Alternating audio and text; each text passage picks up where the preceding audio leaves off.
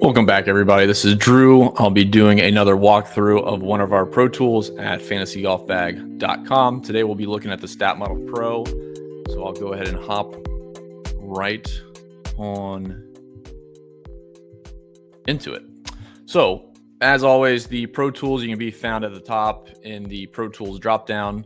We'll be looking at the StatModel Pro. This is kind of the bells and whistles of most of the data outside of the advanced tools like player IQ, driving IQ, approach IQ, the kind of niche stats of Spectrum Edge, rolling stats, turf splits, the generic time machine. There's actually a time machine in here, which we'll look at in just a second. So a couple of updates so far in 2025 this summer. So wanted to kind of take a minute to walk through basically everything in StatModel Pro, and as well as some of the updates to make sure everybody has some knowledge of what they can do in the new StatModel Pro. So super simple overall concept for the StatModel Pro is to identify stats that you want to look at for the week. Any combination, you can do custom. We'll look at that here in a second. We have our kind of pre-programmed default categories: off the tee, approach, proximity. I have a couple of combined views, which is lead-in stats, and my model, which is just basically a good, easy catch-all for the stats that I think I use most often, most weeks. So strokes gained, spectrum, scoring performance, field strength adjusted. We have all those we'll look at in a second. So we will start from the top. And obviously we'll look through like the time frames, the rounds, the extra filters, all of that stuff. So when StatModel Pro, this is just added this week actually, when the StatModel Pro loads, it'll be presented with a default name right here. So you can actually change this to whatever you want and save your models for future reference. So for example, let's just say this is for the 3M Open. I'm looking at 2025 3M Open, try one. Okay, we're just going to go through our first one. I update that. The little dot here shows that I have unsaved changes. I can actually, look through any old models. I can load a new model or load a previous model, start a new model. If I want to duplicate or save this as a new model, I can do that as well. Very simple. Just hit the little disk. You'll see that loaded right here. 2025 3M Open, try one, save successfully. So now if I go into my manage models, you'll see I only have one loaded right now. The summary of this model's name, the category used, or if it's custom stats, the time frame, the rounds, and when it was created. I can rename this, I can duplicate it, can delete it. And obviously if I come here next week and I really liked that as a starting point, I can go to open model and then go select that one. So this allows me to basically use this week over week. I can customize it for certain events. I can reference it in history. So like if next year, the 3M Open, I had a great week, I won 50,000. I can go back to the 3M Open, try one, and, maybe I update this name to say I won, 50K winner. Now I can go back to that one and look at it. And don't worry if you try to leave this. So like, for example, I think we'll double check it. 50K big win. Check that. It doesn't auto save the name, but if I go to navigate away from it, it'll double check you want to leave, you'll lose your changes. So it does have some catches to make sure you don't, wander away from here without saving anything. And then, like I said, you can open any of your previous models. If you had multiple, pretty easy to go back and do that. Duplicate it, save it. You could do a new one. It'll just populate with a name. You can update that. You can say this was my 3M Open long-term form. There you go. Save that. And now you have the new model saved successfully. You can go load the previous model, the 50K big win. That populates. It'll reload everything in the stats, the time frame, the rounds, filters, weighted rankings, everything. Pretty nice feature. Basically anything you do in here, you can save it as a point in time and come back to it and mess with it, use it for other events, whatever you want to do. So pretty nice. If you ever win the Millie Maker, you can go reference this and say, I won the Millie Maker with these stats for this event. I'm going to do it every year. And it's just a nice, easy way for you to do and feel comfortable. That's it for the model. So like I said, you can save your stuff, come back to it. You can leave here, come back, load it, whatever you want to do. The time machine will come at the end of this tutorial, so bear with me. It'll make more sense if we walk through the other features first. Like I said, we have several stats. They all populate the grid down here at the bottom. So like strokes gain's a default. We have spectrum, all the same stuff: spectrum tee to green, spectrum off the tee, spectrum approach, spectrum putting, spectrum total, etc. We have scoring and performance, which is a really nice stat. IQ stat's a really popular one. The par 3, 4, 5 scoring, birdie or better, bogey or worse.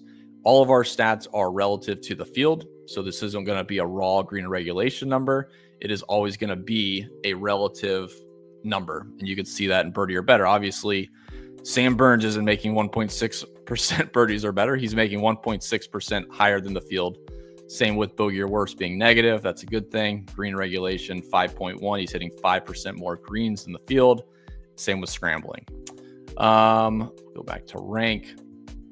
We have off the tee, approach, proximity, and custom. You can go into custom and go through any of those categories and add your own mix of whatever you want. So we got spectrum off the tee, spectrum approach, got birdie or better, green regulation. Hit apply, and that'll populate the grid with those stats. Then you can weight them as well, which we'll get to here in a second.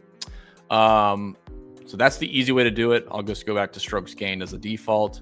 Time frame, you have basically up from 2 events to the last 24 events, last year, last 2 years, last 3 years, last 5 years, and you can go from last 8 rounds up to last 200 or all rounds. So whatever you want to do there. Salary source, we have DraftKings and FanDuel salaries loaded, and we have odds. So if you're just curious what the odds, you can see that there. Additional filters, probably will go into more detail in another video. Generally speaking, from a fantasy golf bag perspective, since we're trying to be as data driven as we can, we try to be a little bit more broad on finding the data that matches a golf course, but not overfitting the data that it's so minuscule that it basically has no relative importance at all. What I mean by that is there are ways you can go through this data for a short golf course, very short, they're playing, let's just say it's 70, 100 yards. Okay. So I picked all the short golf courses. You can see the rounds start to shrink. Okay. Well, let's go back a whole year. We'll do last 12 months, last 50 rounds. Okay. So now we still on those short courses. Most of these guys don't play the short courses. We're only looking at 10 rounds, 15 rounds, 8 rounds. So our sample size dropped a lot just off of course yardage alone. You could go to like the longer courses. They probably have a little bit more sample. You could see 22 rounds, 26. So that's better. But it can go further down a terrible path of now I want to look at just Bermuda. And now we shrink that down. So now we have long courses on Bermuda. And the sample size just completely kills our edge. So just be careful. If you want to look at stuff, make sure you always check the sample size. Never just blindly click stuff thinking it's a perfect match. If you want to course fit stuff, you go to the lineup IQ, the player IQ tool for driving IQ and approach IQ. You can kind of custom fit the data to the golf course. But for sake of these filters, they are available for you to look at round 1, the year, if you want to go back to a certain year, whatever you want to do, course par, like it's available for you. Just be careful. Don't dive into it so low level where your sample size is basically 6 rounds. That's not enough for us to make a decision. And to consider that everybody doesn't play the same exact events, now you're really having a uphill battle of trying to figure out, does Sam Burns windy rounds, are those good compared to Wyndham Clark's windy rounds? They didn't play the same day. They didn't play the same event. It's all a little bit different. So just be careful. It's available, but be careful. Those are the filters. Then the weighted rankings, really pretty simple. Just hit enable weighted rankings. It'll populate whatever stats you have listed. So strokes gained, whatever combination of stats. You can update these yourself. You can distribute evenly and then update from there. If you want to just kind of quickly mess around and you're not really sure what's going to be 100%. You can also normalize it and everything will get adjusted to make sure you're at 100%. Pretty easy. And then what that does is that gives you a model ranking over here on the left-hand side that you can quickly reference and see who rates the best out of the stats that you pulled together. That is the easy way to go through it. The nice thing about this too is if you're ever curious, let's say I did a short-term model of last 8 events. Let's see who's popping in the short term. Okay, Thorbjornsson, Chris Goddard, Jake Knapp. So let's say Thorbjornsson, he's number 1. Say, okay, well, let's see what he's actually been doing. I can actually click the rounds number. It'll drop me down into this round by round details, and I can see round by round for his last, what did we do? Last 12 rounds, all of his data off the tee, approach, around the green, whatever stats you have included here. So if this was birdie or better and bogey or worse, obviously that's the only stats that would be showing here. So anything you ever want to look at and dive into a more granular level, just click their rounds. So there's Max Grieserman. This loads Max Grieserman's round by round profile, and you can see exactly how consistent he has been in what categories. Around the green was pretty good, took a little dip, off the tee, etc. You can look at all that, and obviously this is included on the player profiles page. All you have to do is scroll down to the bottom of this window. We'll probably shift this up to where the tournament rounds are. You can also go up to the round details and look through the entire year and check it there. 2024, do the same thing. You can check any of their stats round by round.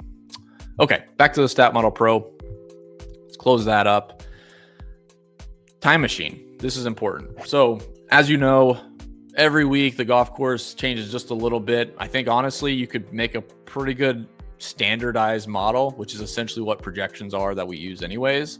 But basically this gives you a rating for players based on an overall generic model that includes stuff like strokes gained total, strokes gained tee to green. If you want to do off the tee approach, different splits, bogey or worse, birdie or better, things like that, that you try to capture the scoring aspect for DFS, you can totally do it.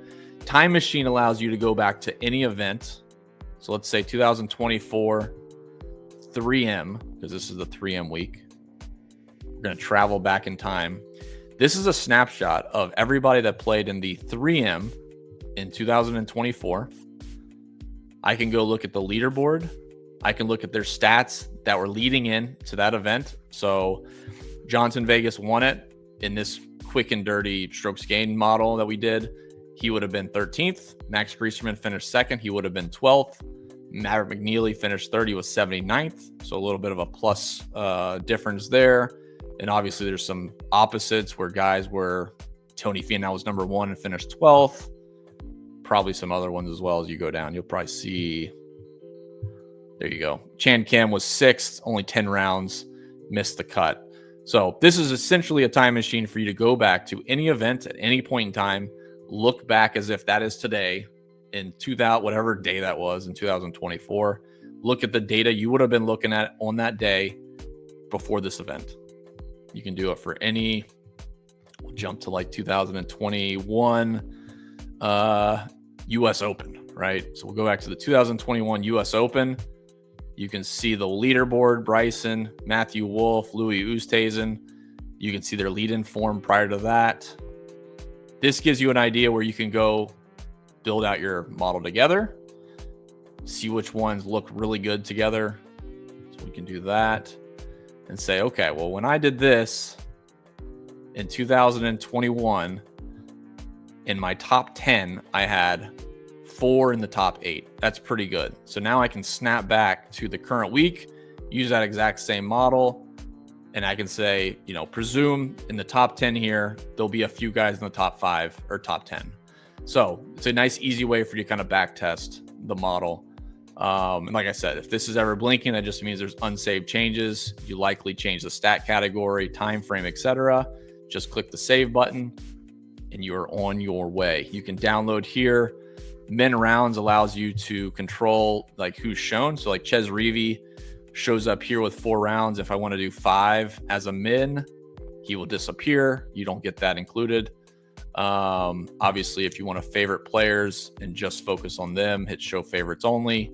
You got that. And then these favorites always carry over to other tools on the site. So nice, easy way to dive into data, to build out a model, look at a bunch of different stats, look at the players' specific data and what they've done in each of those rounds.